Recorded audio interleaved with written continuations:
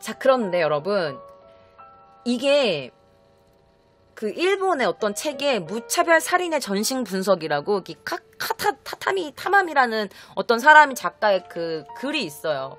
그래서 약간 이런 사람들, 이 용의자의 이 건강, 이런 공포, 이런 것들에 대해서 약간 좀 설명할 수 있는 부분이 있어서 제가 조금 가지고 와봤습니다. 도대체 이런 정신 상태를 가진 사람들은 왜 그러는 걸까요?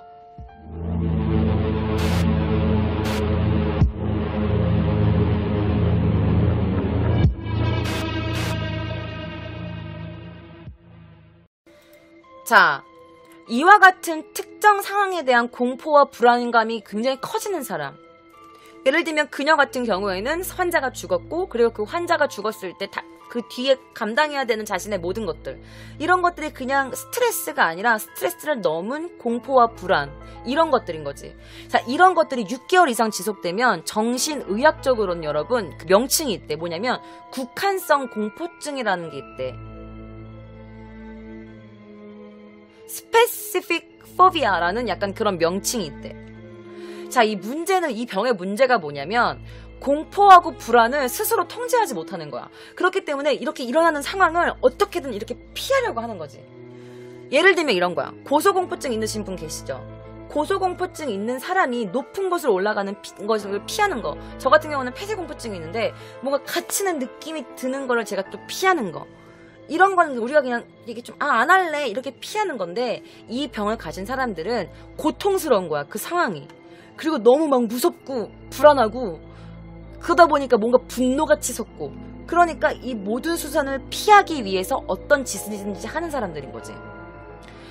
자, 쿠버키 용의자 같은 경우에는 그 공포와 불안을 이렇게 불을 지핀 게 뭐야? 환자의 사망에 의해서 자신의 유족들에게 이 상황을 설명해야만 하는 이런 상황이야. 그래서 이 상황이 벌어지지 않게 하기 위해서 그녀가 선택한 건, 그래, 죽여버리자, 이렇게 한 거지. 너무 자기 중심적이고 정말 인간으로서 하면 안 되는 그런 말도 안 되는 이유지만, 이런 것들이 바로 이 국한성 공포증이 가진 사람들의 특징적인 행동이래요. 사실 이 국한성 공포증가 질병이다, 병이다라고 간주되는 게 정신과 의사들 사이에서도 아직까지 논쟁이 막 일어나고 있대. 자, 미국에서 어떤 임상 연구에 따르면 어떤 대상이나 상황에 대한 공포증을 가진, 이렇게 극대한 공포증을 가진 사람이 전 인구의 10%밖에 안 된대. 그래서 이것은 질병이 아니라 치료 대상으로는 이렇게 하면 안 된다, 뭐 이런 말도 안 되는 의견도 있다고 해요. 이거 병이지 어떻게 이게 병이 아니야. 당연히 치료 대상으로 해야지. 다만 이렇게 용의자처럼 얘처럼 강한 고통을 기억하고 뭔가 그런 거 불안을 느끼고 이것을 해결하기 위해서 뭔가의 행동을 일으키는 경우에는 제대로 치료를 해야 한다. 하지만 그 전에 어떤 무언가의 그 공포를 느낀다? 이 정도로만 해도 치료를 해야 돼? 이런 의견을 가진 사람도 있다는 거지. 그냥 이런 사람들은 의사하면 안 된다고 봐. 어쨌든 자, 적어도 환자가 죽었을 때, 어쨌든 이 여자는 간호사잖아. 근데 간호사가 당연히 하면 안 되는 짓을 그녀는 했어. 사람으로서 하면 안 되는 짓을 한 거야. 그럼 그녀가 간호사가 아니라 다른 일들, 뭐 외래 진료만이라든지 아니면 간호사를 그만두고 다른 직업을 찾는다든지 그렇게 했을 수도 있는데, 그녀가 굳이 간호사를 했던 이유가 대체 뭘까? 자, 그녀는요, 이 분노를 다른 걸로 대체시켰다고 생각하는 사람들도 있어. 예를 들면은 사실 근무 시간에 환자가 죽어서 이거를 그 가족한테 설명해야 된다, 이것이 그녀에게 공포였다? 이것만으로 생각하기엔 솔직히 좀 어려운 부분이 없지 않아 있는 거야. 왜냐면 쿠버키 용의자는 간호사를 좀 오랜 기간 했고, 어쨌든 담당 환자가 죽었어. 어느 정도의 그거에 약간 좀 익숙할 만도 한 사람이란 말이지. 그런데 그녀는 이런 거야. 다른 사람들의 시선. 내 환자가 죽었어. 그럼 다른 사람들이 제가 실수한 거 아니야? 쟤 일 좀 잘 못하더라? 제가 저렇게 뭔가 실수했으니까 죽었겠지.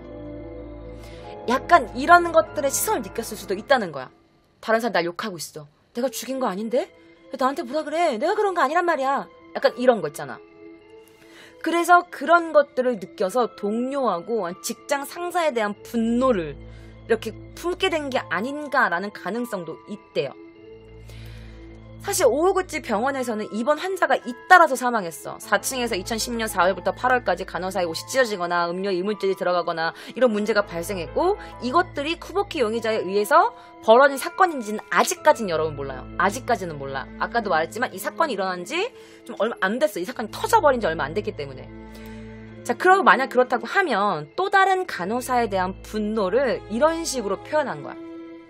대체로. 그래서 그가 다른 간호사들이 날 욕하고 있어. 직장 상사가 날 욕하고 있어. 이런 분노가, 이 분노의 화살이 환자한테 돌아선 거야. 그래서 환자의 정맥에다가 무차별적으로 소독약을 넣어서 죽여버린 거지. 50명이나 되는 사람을. 그녀가 자백한 건 20명이지만. 자, 이렇게 분노를 느낀 상대에 대해서 직접 자기가 너 때문에 그래 나쁜 년아 막 이렇게 직접적으로 분노를 낼 수는 없어. 그래서 그 화살을 다른 사람한테, 다른 대상으로 바꾸는 거야. 이런 거를 정신 분석에서 여러분 대체라고 부른대요. 그래서 이 아유미가 이 대체에 의한 다른 간호사, 그러니까 다른 간호사의 옷을 찢어버린다든지 음료수에 표백제를 탄다든지 아니면 다른 환자한테 다른 환자의 그 링겔에다가 소독약을 탄다든지, 그래서 이런 식으로 그녀가 계속 어떤 일을 벌인 건 이 복수에 대한 자신의 열망을 채우기 위해서일 수도 있다라고 정신분석가가 이렇게 그녀를 분석했어.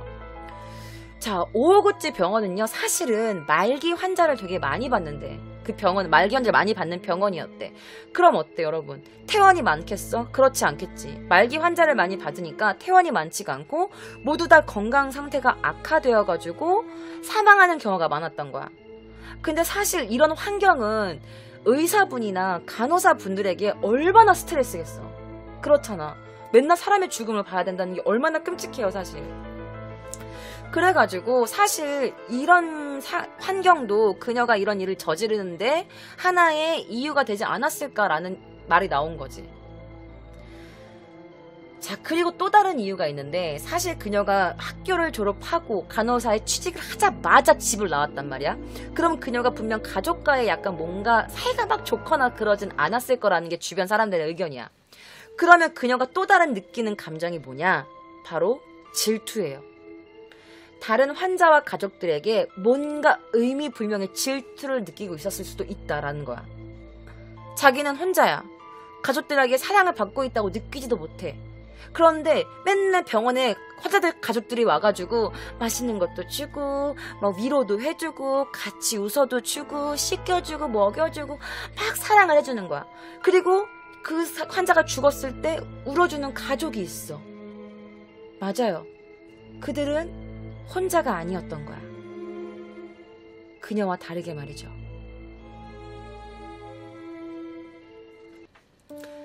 자, 이분들은 당시 사건의 피해자분들이십니다. 자, 이쪽 분은 니시카와 상이고 이쪽 분은 아츠마키 상입니다. 두 분 다 나이는 88세셨어요, 당시에. 자, 일단 니시카와 상이 이렇게 웃고 있잖아. 이 니시카와 소조상은요, 병원에 입원하기 전에 요코하마시에 있는 아오바구에 살고 계셨대요. 그의 오랜 교제, 그러니까 오랜 지인, 그의 옛 동료들의 이야기에 따르면 이 니시카와 씨는 도쿄의 사무기기 메이커 공장에서 근무를 하고 계셨고 꾸준히 늘 성실하게 일하는 모습이 항상 인상에 남아있다고 지인분들이 그렇게 말씀하셨대요. 또 인근 지인분들의 이야기에 따르면 이 니시카와 씨는 아이를 키운 뒤에 아내와 두 분이서 이렇게 생활을 하셨대요. 그리고 아침에 집 근처로 이렇게 혼자서 유유히 산책하시고는 하셨대. 그러다가 재작년 여름에 컨디션이 무너지고 병원에 입원한 뒤에 바로 9월 13일에 사건이 일어났고 사망하시게 된 거예요. 그리고 그 병원에 입원한 지 5일 뒤에 9월 18일 날 돌아가신 거죠. 자, 그래서 이 지인분, 니시카와 씨의 지인분의 인터뷰가 있어서 가지고 왔어요. 과연 그는 어떤 분이셨을까요? 인터뷰 한번 저와 같이 들어보실게요.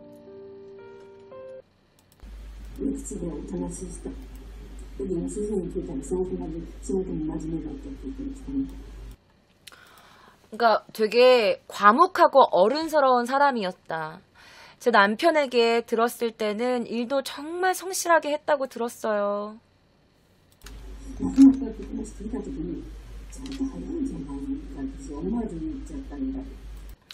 아, 네, 정말 내가 죽었다고 들었을 때 너무 왜 이렇게 빨리 죽었어? 라고 생각도 할 여를도 없이 그냥 그렇게 말을 뱉어버렸다니까요. 그러니까 나쁜 못된 심성, 나쁜 이미지 그런 거는 전혀 없는 사람이었어. 이렇게 말씀하시는 거예요.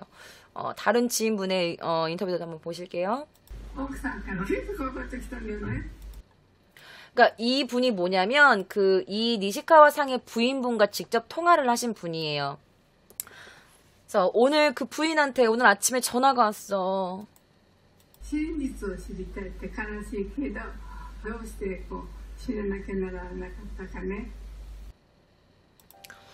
자, 이 할머니는 사실 이 니시카와 상이랑 50년 동안 알고 지내신 분이었어. 그래서 이분은 자기 남편 알겠지만 맨날 일이 되게 성실하게 하는 사람이었고 나쁜 심성 없었고 과묵하고 굉장히 어른스러운 사람이었어라고 하고, 두 번째 이 니시카와 씨의 부인분이랑 통하신 분은 오늘 아침에 그 부인한테 전화가 왔어. 진실을 알고 싶다고. 슬프겠지만 왜 죽어야만 했을까? 뭐 이렇게 통화를 했다고 해요. 사실 유족이 공개한 이 사진은요, 2002년도에 집 앞에서 이렇게 미소를 짓고 있는 사진이에요. 이 사진이 너무 착하게 생기셨어. 그래서 이제 이 사건이 터지고 나서 변호사에 따르면 이 니시카와 씨의 아내도 이 사건의 모든 게 밝혀진 뒤에 너무나 쇼크를 받아서 지금 또 건강이 별로 안 좋으시다고 해요. 자, 니시카와 씨의 그 피해자, 그 아내와 딸이 이 할아버지 아내와 딸분이 변호사를 통해서 이런 의견을 냈습니다. 일단 아내분은 이렇게 말씀하셨어요. 만약 그가 결린 병이 불치병이었다면 마음의 준비를 하고 포기했었겠지만, 만약 그게 아니라 제가 이 병원을 선택한 게 제 판단이 잘못되었던 건 아닌가 후회가 됩니다. 왜 제 남편이 죽어야만 했나요? 죄송해요. 왜 제 남편이 죽어야만 했는지 그 진상이 밝혀질 것을 기대하고 있습니다. 라고 코멘트를 보냈다고 합니다. 그리고 이렇게도 말씀하셨대요. 사실 이렇게 심중은 복잡하지만 조금 안심했습니다. 왜 그가 죽음의 대상이 된 것인지, 아니면 누구라도 좋았는지 이것에 대한 진실을 알고 싶습니다. 라고 코멘트도 하셨대요. 근데 이 딸분이 인터뷰를 하신 게 있는데, 이 딸분이 인터뷰하신 게 제가 너무 이걸 대본 쓰면서 울컥했는데 이렇게 말씀을 하셨어요. 죄송해요 여러분. 사실 제가 아빠에게 좀 약해요. 사실 이제 잡히지 않을지도 모르겠다라고 생각했어요. 그런데 범인이 잡혔다는 이야기를 듣고 조금은 다행이라고 생각합니다. 그렇다고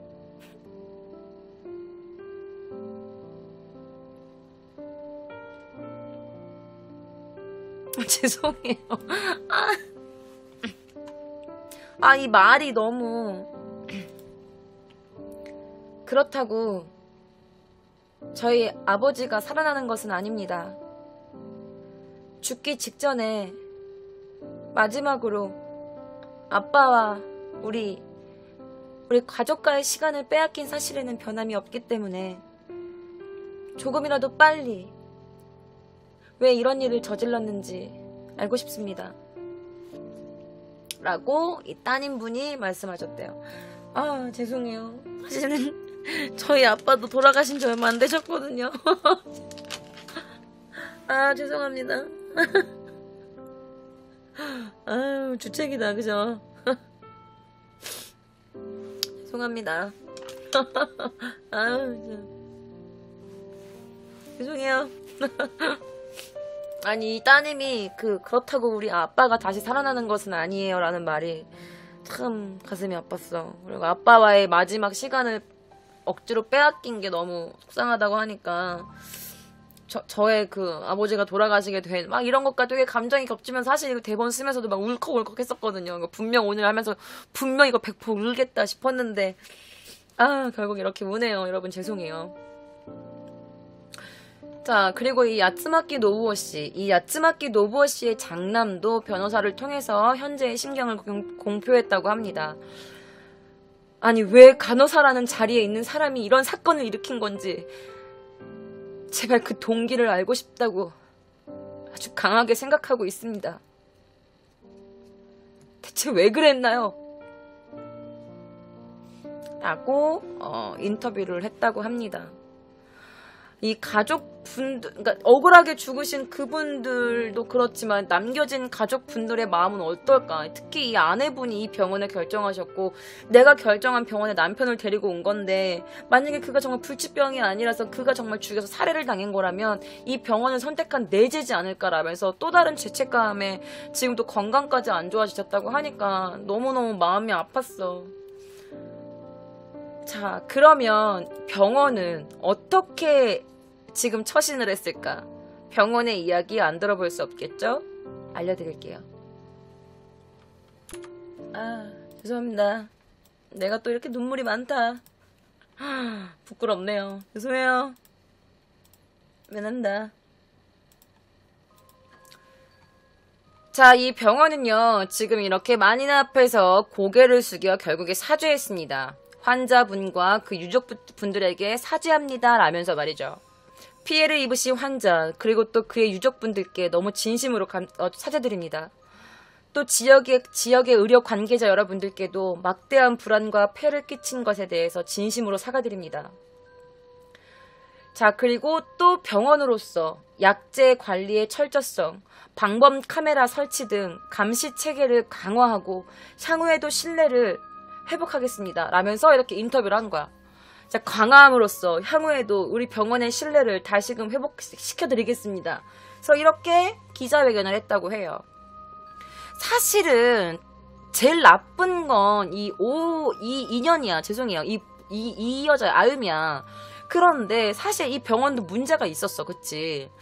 근데 막 내가 이 병원에 대해서 좀 찾아봤거든? 근데 이 병원이 뒷말이 되게 많은 병원이었어. 제가 그 트위터나 이런 이렇게 댓글에 남겨진 그런 글들을 몇 개 가져갔거든요. 일단 읽어봐 드릴게요. 이번 환자의 가족에 의하면 닌겔 봉투가 누구나 닿을 수 있는 위치에 막 이렇게 널브러져 있었다고 한다. 엉터리 관리 체제. 오구치 병원 신세를 줬지만 기본적으로 간호사나 이 사무원 등 무책임한 언동이 많았다. 2시간 이상을 기다려야 겨우 진찰을 받은 적도 있었고 아예 내 진찰을 까먹은 적도 있었다. 병원 대기 시간이라는 게 굉장히 기다리는 것이 대부분이지만 이곳은 환자가 별로 없는 것 같아서 바로 진찰을 받을 수 있었거든? 그런데 의사가 별로 신통치 않고 뭔가 환자에 대한 의욕이 없어 보였다. 옛날 의사 선생님 이런 분위기? 나름대로 나이를 좀 먹은 것 같은데 뭔가 의학 지식이 별로 없어 보였다. 감기인가? 이 한마디로 끝났다. 틀린 약을 자주 제도받았다. 틀린 약을 제도받은 적도 있고 내가 분명히 2시간 기다렸는데 내 진료 차례가 안 해갖고 왜 나 언제 진료받냐 했는데 어머나 죄송해요 하고 까먹은 적도 있고 내 옆에서 가는데 감기입니다 이렇게 하고 그리고 네 뭐 한번 까보세요 이러면서 약간 뭔가 환자에 대한 열정도 보이지 않았고 그리고 막 닌겔 이런 봉투가 이렇게 막 널브러져 있었고 막 이런 걸 보면은 되게 많은 사람들이 이 병원에 대해서 별로 좋은 이미지는 없었던 것 같아. 뭐 좋은 이미지가 있는 사람들도 있었겠지만. 자, 그런데 여러분 놀라지 마세요. 이 병원이 없어졌을 것 같죠? 아닙니다. 예전에는 오우구치 병원이라는 이름으로 그 당시에 일하고 있었던 간호사들을 싹 다 물갈이를 했어. 그런데 지금은 여러분 요코하마 하지메 병원이라는 명칭으로 변경하고 장소는 아직 그곳에 그대로 운영되고 있습니다. 알려드릴게요. 요코하마선 559 지역 서척출구 도보 3분이면 갈 수 있는 곳입니다. 현재는 입원하는 환자는 수락하지 않고 있대요. 입원할 수는 없지만 외래 진료는 할 수 있게 됐대. 아직 진료를 하고 있는 거야. 대단하지 않아요? 물론 이 병원 자체가 병원이 누굴 죽인 건 아니지만 어쨌든 약간 방치한 죄도 있음에도 불구하고 다시 이름만 개명해서 아직까지도 하고 있다고 하니까 이 사건이 이게 터진 지 얼마 되지도 않았는데 조금 섣부르지 않았나라는 생각을 조심스럽게 해봅니다. 자, 그녀가 바로 체포되고 있는 장면입니다. 그리고 체포됐을 당시에 찍힌 사진 같은 것도 제가 넣어가지고 좀 영상을 만들어서 가지고 와봤어요. 사실 그녀가 자백한 것만 20명이야. 20명 이상 제가 소독당해서 죽였어요 라고 자백을 했는데 당시 하지만 그녀가 일하고 있을 때 3개월 동안 다 50명이 넘는 50명이 넘는 환자가 뭔가 갑자기 급변해가지고 죽었단 말이야. 사실 이 쿠보키 아유미랑 연관된 단어가 있어. 그게 뭔지 알아? 바로 오음 진리교예요. 이번에 오음 진리교 그 교주가 이번에 사형됐잖아. 그래가지고 이제 되게 많은 이제 이슈가 됐는데 이제 그녀의 사건이 터지면서 오음 진리교랑 같이 떠. 왜 그런 줄 알아? 이 오음 진리교가 진리교 때문에 피해받은, 그러니까 죽은 사람의 숫자가 29명이야. 살해한 숫자가 29명인데 그런데 그녀 혼자서 지금 한 20명이 넘는 사람을 죽인 거야. 오음 진리교는 어쨌든 이게 교단이잖아. 자, 일단은 그 해세 2000년도가 지났을 때 그때 1990만 년, 그러니까 최근에 그 일본의 범죄에서 역대 탑5를 뽑아보자면 1위가 오음진리교 사건이야. 사망자가 29명이 나왔어. 그리고 2위가 사가미하라 장애자 시설 습격 사건. 이 사가미하라 병원, 장애인 병원 습격 사건은 제 유튜브 가시면 나와 있습니다. 자, 거기서 죽은 사람이 19명이야. 그리고 3위, 오사카 비디오 가게 방화 사건. 이때 나온 사망자가 16명. 4위, 나가사키와 방화살인 사건 15명. 5위, 자마 토막살인 사건 사망자가 9명. 이렇게 해서 5위인데 1위가 29명인데 그녀는 그녀 혼자 죽인 게 20명이고 그리고 일단 그녀가 자백한 것만 20명이지만 사실 50명 이상의 사람이 그 병원에서 갑자기 죽었기 때문에 그녀가 50명을 혼자 죽였을 수도 있는 가능성도 있는 거야. 그럼 이녀가 2년도 말하고 싶고 그년도 말하고 싶은데 어쨌든 그녀가 만약에 죽였다고 하면 그녀가 해세의 그 연도에 이 최근에 일어났던 일본 사건 중에 탑 넘버 원이 되는 거야. 완전 그러니까 미친 여자인 거지. 원래는 우리가 목숨을 구하기 위해서 아픈 곳을 치료하기 위해서 가는 게 바로 이 병원이라는 곳인데 이 병원이라는 곳에서 이런 사건이 일어났으니 지금 일본이 지금 굉장히 충격이 크지. 자, 사건 후에도 자신은 그러지 않았다. 도대체 누굴까요? 너무 무섭고 쇼크해요. 난 하지 않았어요. 난 연관돼 있지 않다고요. 이렇게 인터뷰하는 모습에서 그녀와 또 다르게 연관되어지는 단어가 뭐냐? 바로 사이코패스라는 단어입니다. 자, 이 사이코패스. 자, 조사를 마치고 자백을 한 그녀는요, 요새 이렇게 말한다고 해요. 네, 틀림없어요. 제가 죽였어요. 그러면서 시야키나이 것도 시대 심었다. 너무 죄송한 일을 제가 저질러 버렸네요. 그러면서 현재는 네, 사형도 각오하고 있어요. 라고 한다고 합니다. 사형도 각오하고 있다고 해요.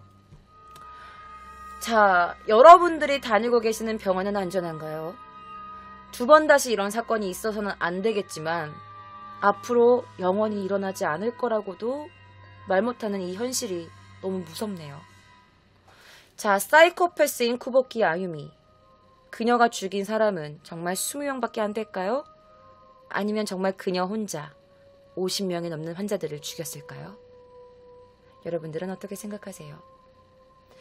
자, 13일의 금요일 길고 긴 기묘한 이야기가 끝났습니다. 저를 처음 보시는 분들은 도쿄 K짱 구독 한 번씩 해주시고 재밌게 보신 분들은 좋아요와 힘나는 댓글 달아주시면 감사하겠습니다. 또 다른 병원 사건이 보시고 싶으신 분들은 다음 영상 클릭하시면 됩니다. 그러면 여러분, 좋은 밤 되세요.